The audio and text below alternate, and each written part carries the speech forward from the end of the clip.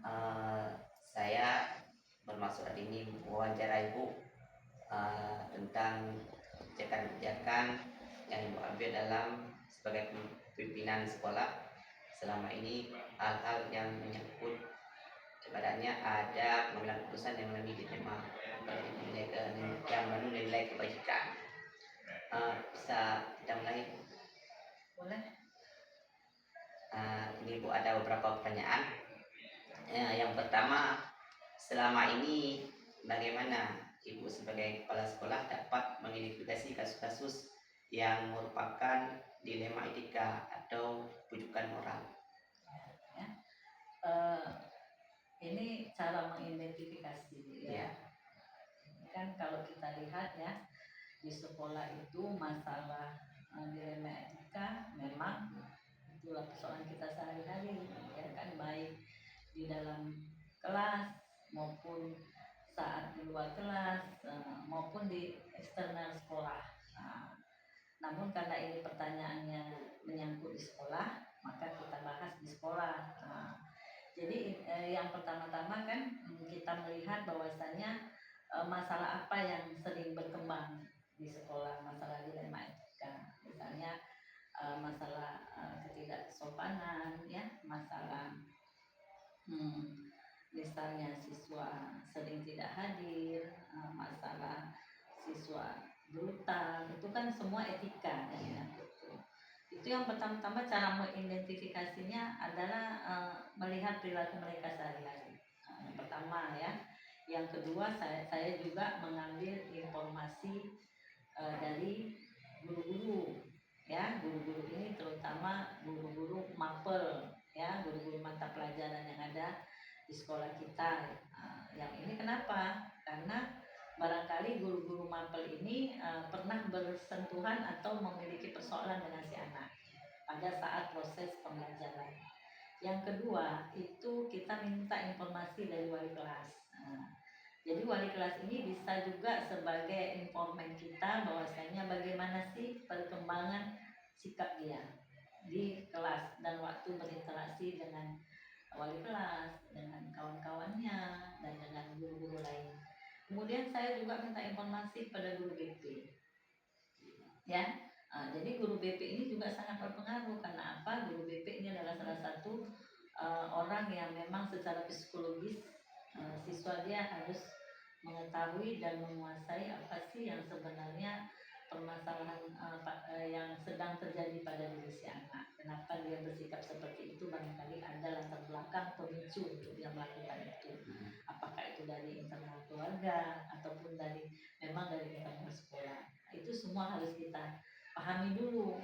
Kita tidak boleh serta-merta menyalahkan siswa. Kita tidak boleh serta-merta menyalahkan siswa itu.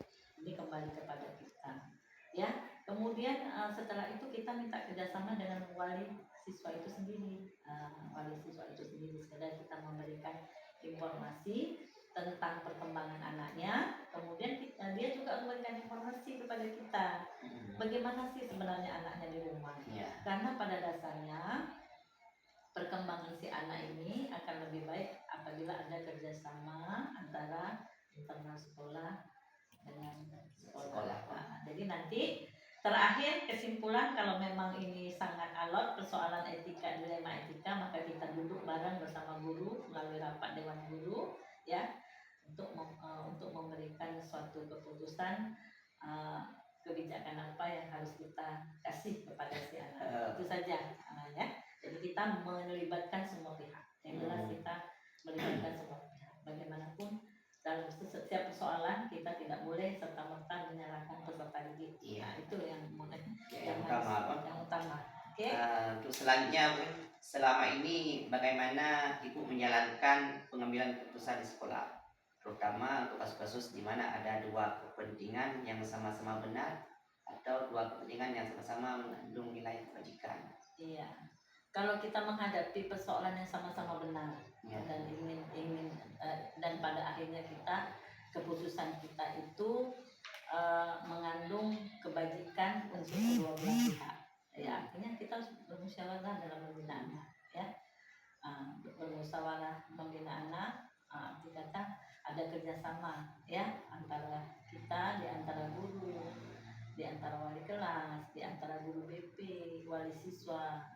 Kemudian kita juga bagaimana bisa menciptakan lingkungan yang sehat bagi anak-anak itu sendiri ya, di semua yang ada di sekolah ini ya. Warga sekolah juga harus mendukung sekolah untuk supaya yang namanya persoalan yang menyangkut dilema etika itu adalah persoalan kita bersama, Ya. bukan hanya persoalan guru, bukan hanya persoalan Kepala sekolah. Nah, tapi semua tim harus terlibat kok. Iya, terutama itu tadi kita punya tim apa tuh? Tim DPPK.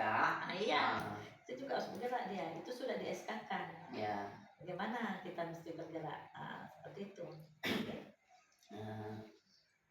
Berarti ini kan hal-hal apa saja yang selama ini Ibu anggap efektif dalam pengambilan keputusan pada kasus-kasus dilema etika tadi? Yang efektif itu kita harus berkomunikasi. Saya tidak mau mengambil informasi hanya sebelah pihak. Ya, makanya saya melibatkan semuanya. Ya. Jadi buat kita komunikasi itu menjadi komunikatif. Artinya apapun persoalan itu ada persoalan bersama.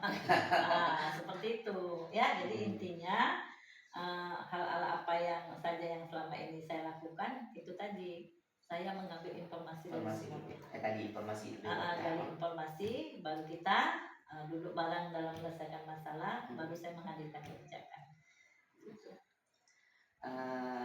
Hal-hal apa saja yang selama ini Ibu rasa menjadi tantangan dalam pengambilan keputusan tadi? Saya kalau misalnya tantangan bagi saya ini adalah mindset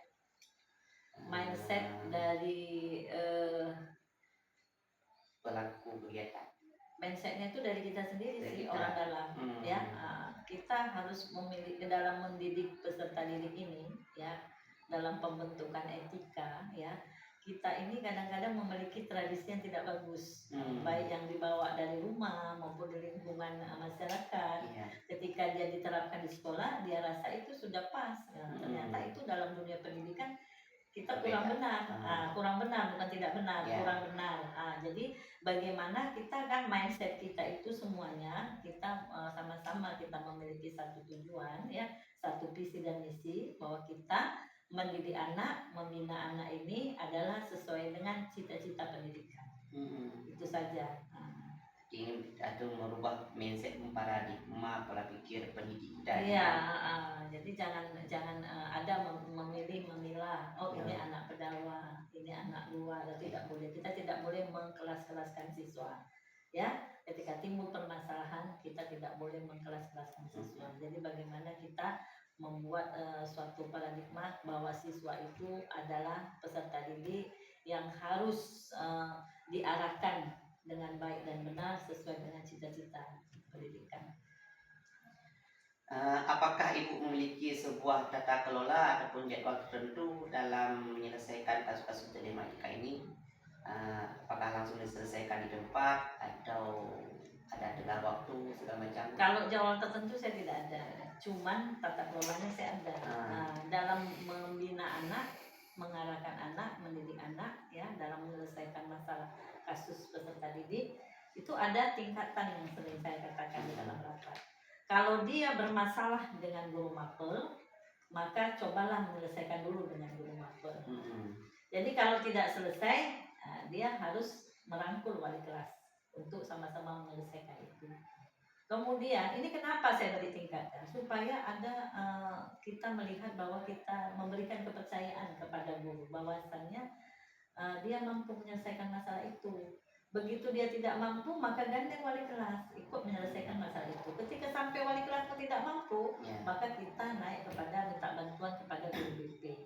Ya, guru BP bagaimana untuk selanjutnya. Guru BP di situ pun nggak mampu, ya kita mintalah ke kesiswaan tidak mampu baru peran. Artinya apa? Bukan kita mengkelas-kelaskan, tidak. Kita memberikan suatu kepercayaan kepada guru ya, bahwasanya tanpa kita pun bisa dan kita juga membuka peluang ketika mereka tidak mampu menyelesaikan masalah, ayo kita bareng-bareng menyelesaikan masalah. Jadi artinya kita coba dalam menyelesaikan tugas di proses pembelajaran ini, baik di internal kelas maupun di internal sekolah, artinya kita sama-sama untuk. Jadi jadwal saya ini tergantung kebutuhan. Kebutuhan. Misalnya Bu, ada waktu Bu, saya ada anak bermasalah yang memang harus kebijakan atau keputusan dihadirkan kepala sekolah. Maka saya, itu kan ada buku pembinaan saya. Ya. Pembinaan saya langsung kepada siswa, yang disitunya nantinya akan saya tulis tentang kasusnya, bermasalah, mencoba. Dan di situ ada guru mapelnya, Ya. ada wali kelasnya, Ya. ada guru BP-nya, ada wakil kesiswaannya, ada kami undang wali siswanya dan saya. Artinya kita kekeluargaan. Artinya kita sama-sama. Dan insya Allah ketika saya tangani itu adalah injeksi itu memang bagi anak, dan insya Allah nggak terulang lagi. Udah berapa kali, artinya keputusan kepala sekolah itu adalah keputusan yang kita anggap itu yang paling tinggi. Artinya bukan kepala sekolah memiliki yang paling, maksudnya bukan otoriter. Saya memberi kesempatan. Saya memberi kesempatan kepada guru, bagaimana sih guru ini bisa menyelesaikan. Saya juga akan melihat skill guru. Saya juga akan melihat bahwasanya ini bagaimana guru ini memiliki kepemimpinan dalam pembelajaran. Seperti itu. Saya juga pun seperti itu. Jadi saya memberikan kesempatan untuk itu. Tapi intinya, kalau memang harus diperlukan kebijakan kepala sekolah, saya selalu siap untuk mendampingi guru sampai tuntas. Gitu. Ya, ada step tanjakannya ya. Iya, ada step by step dalam menyelesaikan masalah. Untuk selanjutnya Bu, apakah ada seseorang ataupun faktor-faktor dalam Ibu dalam pengambilan keputusan ini? Ada pengaruh seseorang ataupun ada faktor-faktor tertentu yang mempengaruhi Ibu untuk pengambilan keputusan? Setiap keputusan pasti ada yang mempengaruhi. Setiap kepala sekolah mengambil kebijakan pasti ada yang mempengaruhi. Mempengaruhi itu bukan ada orang-orang yang dominan sama saya, bukan. Tapi faktor-faktor apa itu adalah faktor-faktor yang yang bisa mempengaruhi saya. Artinya adalah orang-orang yang saya mintai keterangan tentang siswa yang hari ini dia sedang dilanda oleh persoalan etika, dan dari keterangan orang-orang tersebutlah saya bisa mengambil keputusan. Jadi artinya saya tidak sendiri mengambil keputusan, tetap ada orang-orang yang berpengaruh. Artinya berpengaruh apa? Orang-orang yang memahami siswa tersebut, yang bisa memberikan ide-ide yang baik. Iya, jalan keluar yang baik. Kita bukan memecahkan masalah, tapi bagaimana kita menyelesaikan masalah. Jadi saya butuh orang-orang yang seperti itu pemahamannya. Selain dia mengetahui persoalan, dia juga mampu untuk mengarahkan kepala sekolah, juga mengasih masukan kepada kepala sekolah, masukan kepada siswa dan tentang persoalan. Tapi ini bukan faktor tekanan. Tidak ada. Walaupun misalnya ada anak siswa, anak kecil, misalnya anak kecil, kita tetap dalam koridornya. Karena apa? Kecil ya kecil, sekolah. Kita kan kemarin sudah punya persoalan kan gitu. Siapa yang menyelesaikan masalah? Walaupun dia kemana-mana, toh di meja saya yang selesai. Itu kan artinya orang-orang yang mempengaruhi saya itu adalah orang-orang yang memang memiliki niat untuk menyelesaikan masalah dan dia mengerti informasi tentang masalah tersebut. Itu kunci utamanya, Pak. Dari semua hal yang telah Ibu sampaikan, kira-kira pembelajaran apa yang dapat Ibu petik dari pengalaman Ibu selama pengambilan keputusan dilema etika? Ya, saya bukan Wonder Woman. Saya bukan Superman. Ya, saya bukan Wonder Woman. Tapi kita super team. Iya, artinya kita bekerja dengan ya. Jadi saya berkomunikasi misalnya dengan pihak-pihak yang mengetahui kalau saya ada persoalan PBM, saya panggil kurikulum. Ada persoalan dengan keuangan, saya panggil bendahara. Ketika memang kita harus ada persoalan, kita duduk bareng. Setiap keputusan kepala sekolah itu hasil rapat dengan guru, dan itu akan menjadi kekuatan yang yang dahsyat lah bagi saya untuk menghadirkan setiap keputusan di sekolah. Ingat, kesuksesan kepala sekolah itu bukan hanya kesuksesan pribadi kepala sekolah, tapi itu adalah kesuksesan tim dalam bekerja. Jadi yang seperti saya tadi, yang saya katakan tadi, saya bukan model woman, tapi saya seperti itu aja. Super team tahu kan Pak Wandi? Paham Bu. Itu super team itu adalah orang-orang yang mampu memanajerial, memanajerial, mampu bagaimana menggerakkan orang-orang untuk mencapai tujuan pendidikan di sekolah SMA 1 Pedawa. Itu baru super team. Ya, sebagus apapun kepala sekolah, secemerlang pun idenya, Tidak bisa kalau tidak bisa mengakomodir dan tim tidak bisa menjalankan, nggak ada. Nggak ada.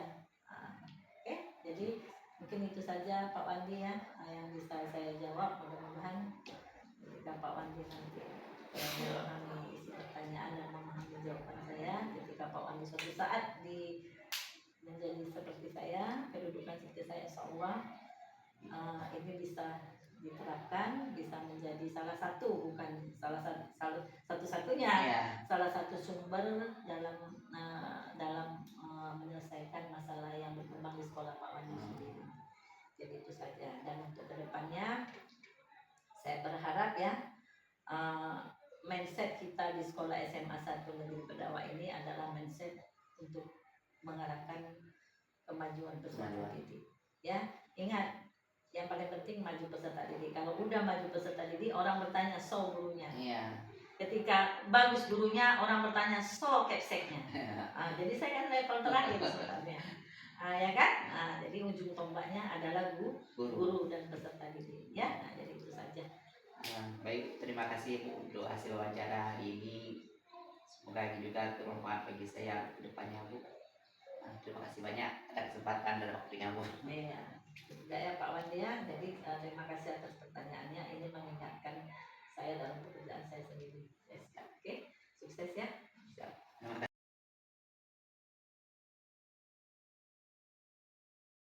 Assalamualaikum. Waalaikumsalam Pak Wandi, silakan duduk Pak. Terima kasih Bu. Ya, ada yang bisa dibantu Pak? Begini Bu, ada waktu sejenak Bu. Ini saya rencananya mau wawancara Ibu mengenai peran kepemimpinan berdasarkan nilai kebajikan. Boleh Pak Wandi, silakan. Dan ada beberapa pertanyaan yang mau saya ajukan kepada Ibu. Selama ini bagaimana Ibu dapat mengidentifikasi kasus-kasus yang merupakan dilema etika atau kehidupan moral Bu? Seperti misalnya kan ya, ada kasus bullying ataupun siswa yang jatahnya tinggal kelas tapi kadang-kadang naikkan kelas. Ini kan bisa jadi dilema juga di sekolah. Bagaimana nih Bu mengidentifikasi kasus ini? Ya, gini Pak Wandi, kalau setiap ada permasalahan itu tidak langsung kita oleh sekolah yang terjun langsung, kita harus mencari dulu informasi. Nah, jadi informasi bisa jadi dari bawah, bisa jadi dari teman sejawatnya. Kalau terjadinya bullying misalnya, kita tanyakan dulu di kelasnya, kemudian kita mintakan wali kelas untuk mengidentifikasi atau mencari latar belakang permasalahannya apa. Nah, kemudian baru kita lanjutkan ke tim. Kita ada tim bullying di sini dan Pak. Nah, dari tim itulah nanti baru kita duduk rembuk bersama, baru kita mengambil suatu keputusan. Identifikasi masalah ini dari dasar inti kasus dulu ya Bang. Selama ini bagaimana Ibu menjalankan pengambilan keputusan di sekolah, terutama untuk kasus-kasus di mana kan ada dua kepentingan yang sama-sama benar atau ada dua kepentingan yang sama-sama mengandung nilai-nilai kebaikan? Kita cari informasi dulu Pak, kita cari informasi dulu, kemudian baru kita bicarakan pada tim, pada teamworknya. Nah, baru kita nanti baru mengambil suatu kesimpulan atau mengambil keputusan gitu Pak. Jadi tidak langsung kita cut ini masalah ini begini, jadi kita duduk dulu di teamworknya. Gitu. Jadi kebajikan dalam mengambil keputusan ini tetap melibatkan semua tim di sekolah. Ya, semua stakeholder di sekolah itu kita libatkan. Ini langkah-langkah ataupun prosedur apa yang biasa Ibu lakukan selama ini? Langkah-langkah ataupun prosedur yang biasa Ibu lakukan selama ini dalam melakukan kegiatan ini bagaimana? Ya kita harus cari tahu dulu Pak. Untuk prosedurnya kita cari dulu informasi yang benar. Nah, jangan kita selalu salah dalam mengambil suatu kebijakan. Setelah kita tahu informasi yang benar, baru kita bicarakan dalam tim kita. Nah, baru kita bisa mengambil suatu keputusan. Prosedurnya seperti itu Pak. Jadi Ada prosedur, kata prosedur ini juga tidak melawan peraturan sekolah. benar. Jadi hal-hal apa saja yang selama ini Ibu anggap efektif dalam pengambilan keputusan? Kerjasama Kerjasama. semua stakeholder dan semua tim itu kan punya tugasnya masing-masing. Sudah ada bidangnya masing-masing. Nah, jadi kekuatan teamwork itulah yang faktor utama yang memudahkan kita dalam mengambil suatu kebijakan. Jadi ada teamworknya, seperti ada pelibatan BK, manajemen BK ataupun dari tim kesiswaan. Tapi semua tim itu memang harus bekerja sesuai dengan opsinya. Kira-kira selama ini ada tantangan yang ibu dapatkan dalam pengambilan keputusan? Setiap permasalahan yang kita lakukan, yang kita selesaikan, pasti ada tantangannya. Setiap kebijakan apapun yang diambil, pasti itu ada tantangannya. Tantangan yang kita hadapi adalah latar belakang pemikiran yang berbeda, mindsetnya yang berbeda. Jadi perbedaan-perbedaan itulah yang membuat kita satukan. Nah, itu tantangan kita. Namun itu bukan menjadi kelemahan kita atau kelemahan orang lain. Nah, itulah tantangan itu perbedaan-perbedaan pendapat, perbedaan ide, perbedaan mindsetnya. Nah, itulah kita samakan dalam suatu tim. Kita buat menyatukan ide dulu kan. Memang selama ini kita lihat memang seperti sekolah saya kan.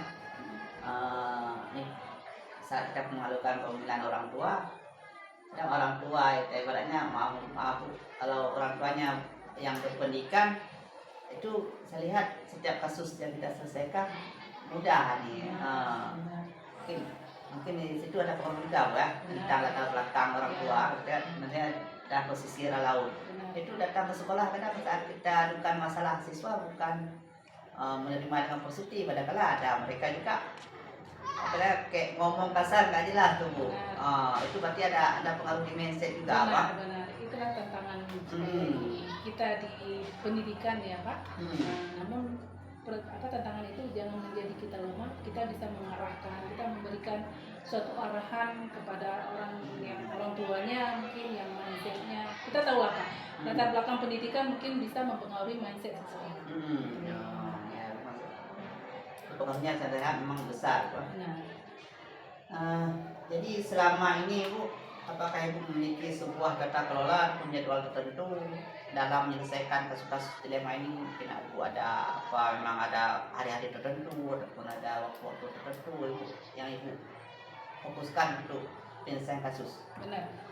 Kalau kasus yang terjadi insidental itu kita akan secepatnya kita selesaikan. Nah, tapi kalau kasus yang sudah harus kita sosialisasikan itu kita jadwalkan. Misalnya kasus bullying tiba-tiba misalnya di kelas gitu kan, nah kita itu nggak boleh diamkan. Itu nggak mungkin kita jadwalkan hari ini kasusnya, nanti jadwalnya bulan depan baru kita selesaikan, kan tidak mungkin seperti itu Pak.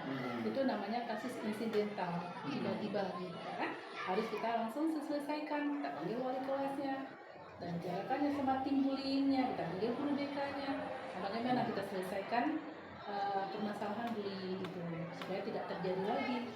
Nah, kalau misalnya kasus yang harus kita sosialisasikan, seperti misalnya dilarang merokok di sekolah, itu kan harus kita jadwalkan setiap hari apa.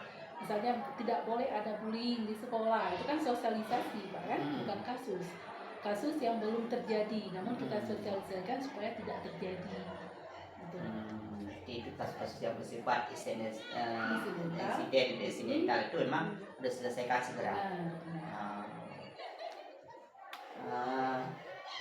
selama ini apakah ada seseorang ataupun faktor-faktor yang mempengaruhi Ibu dalam melakukan pengambilan keputusan?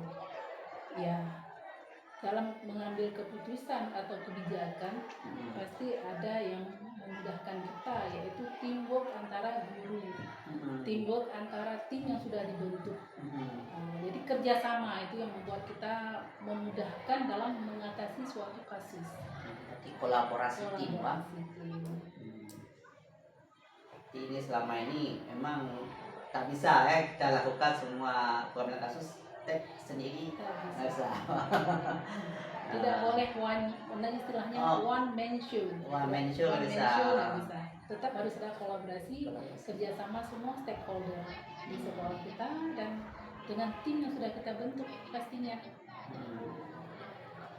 Jadi kalau kita bilang nih mau one man show nanti kita kepala sekolah ini bukan sebagai manajerial lagi ya, dan jadi bos lah tadi. Ya, bos. Iya, benar Pak. Langsung perusahaan kayak komunis lah kita bilang. Oke Bu, satu lagi nih Bu. Dari semua hal yang telah kita sampaikan nih Bu, kira-kira pembelajaran apa yang dapat Ibu petik dari pengalaman Ibu selama melakukan pengambilan keputusan ini? Pastinya Pak, kalau dalam mengambil suatu keputusan atau kebijakan itu jangan kita tinggalkan, kita harus selalu yang kita andalkan adalah komunikasi di antara guru dengan guru, di antara kepala sekolah dengan guru, di antara wali kelas dengan wali kelas. Pokoknya kita tidak boleh terputus komunikasi, selalu harus dalam menyelesaikan masalah komunikasi itu harus lancar. Jadi tidak ada istilahnya tidak enak, tidak ada. Jadi harus lancar komunikasi, harus kita berkolaborasi, bekerja sama di antara semua stakeholder yang ada untuk mengambil suatu kebijakan. Berarti mengikat hubungan sesama tim itu memang program utama. Catatlah sama timnya harus kuat. Ya, kita harus bermitra. Kita harus bermitra dengan semuanya, dengan semua stakeholder yang ada di sekolah. Gitu. Oke Bu, terima kasih sekali Bu atas jawabannya, juga waktunya sudah bersedia melakukan wawancara dengan saya. Terima kasih sekali Bu. Pak Wandi, sukses Ya, sama-sama Bu. Terima kasih banyak Bu. Ya, sama-sama Pak Wandi.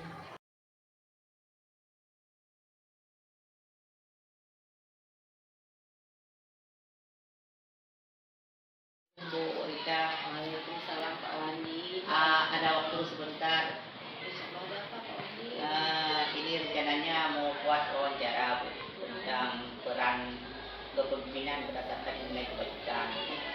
Nanti ada beberapa pertanyaan yang akan saya tanyakan kepada Ibu.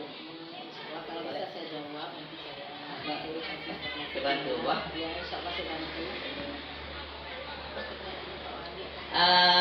Selama ini bagaimana Ibu dapat mengidentifikasi kasus-kasus yang merupakan dilema etika atau bukan moral yang terjadi di sekolah Ibu?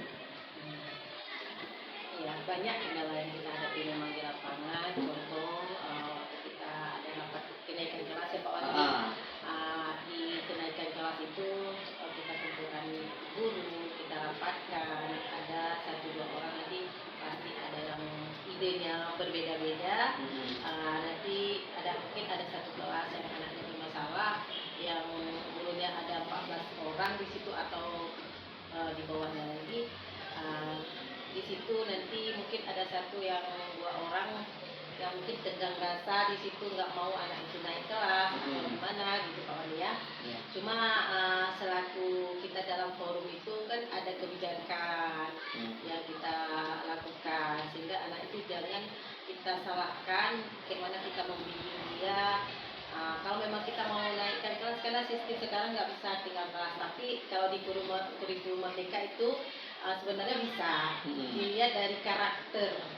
Kalau memang fatal sekali karakternya, bisa sebenarnya tinggal kelas. Tapi kita kan segala cara kita coba dulu, segala cara kita coba. Ini nggak berhasil, ini yang nggak berhasil itu nanti terakhir. Kalau udah semua cara kita lakukan buktinya nggak bisa, baru bisa kita kembali kelas. Kita panggil orang tuanya, bagaimana cara Bapak Ibu wali kelas yang memanggil orang tuanya, kasih pengertian kenapa anak ini, udah kita bimbing lah sedemikian itu Pak Wali. Berarti harus kita berbimbingan juga dengan orang tua, Pak. Iya. Terus selanjutnya Bu, langkah-langkah atau prosedur seperti apa yang biasa Ibu lakukan selama ini, langkah-langkahnya ataupun prosedur dalam pengambilan keputusan itu? Tadi kan kita udah rapat ya. Itu langkah yang pertama kita kasih bayangan kepada guru-guru. Mungkin ada cara lain supaya anak itu jangan kita dongkran atau kita mengasih kita buat cara sebelumnya tugas supaya kita datang berapa hari dia 2 hari harus siap. Itu cara kami melakukan sekarang. Jadi kita berikan dia tambahan tugas ataupun bimbingan tambahan pada siswa. Orang tuanya tahu gitu. Apakah Ibu memiliki tata kelola ataupun jadwal-jadwal khusus, jadwal tertentu jika ada masalah moral di sekolah ini? Apakah misalnya ini ada satu kendala di sekolah, ada anak melakukan kasus bullying ataupun pemukulan, apakah penyelesaian kasus tersebut Ibu buat waktu tertentu atau memang segera Ibu lakukan?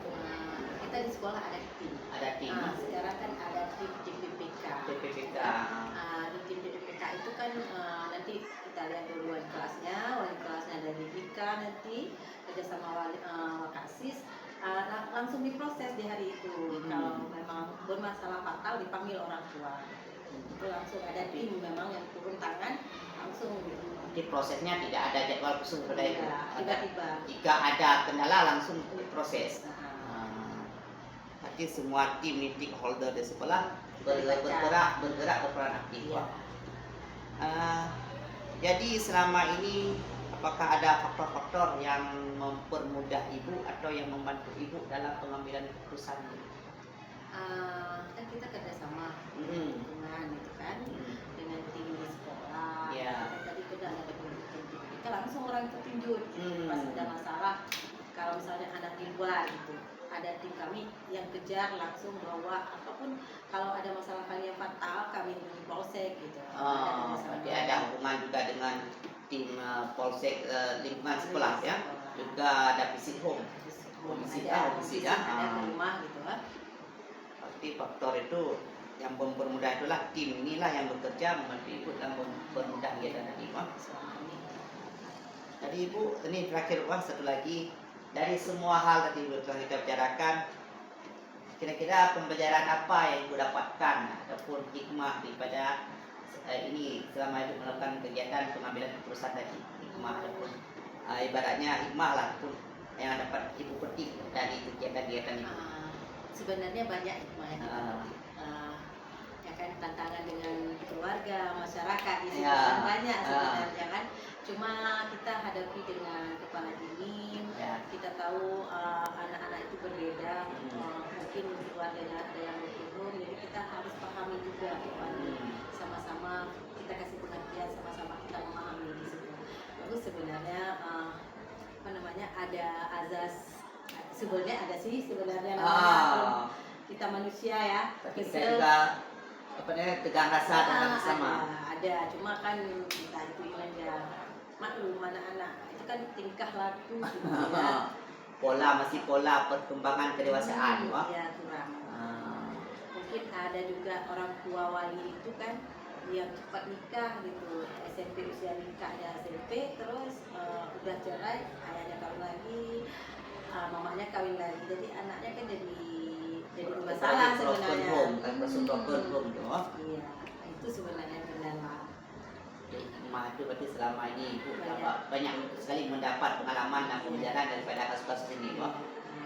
Oke Bu, terima kasih sekali Bu atas waktunya dan kesempatannya untuk hari ini Bu. Oke.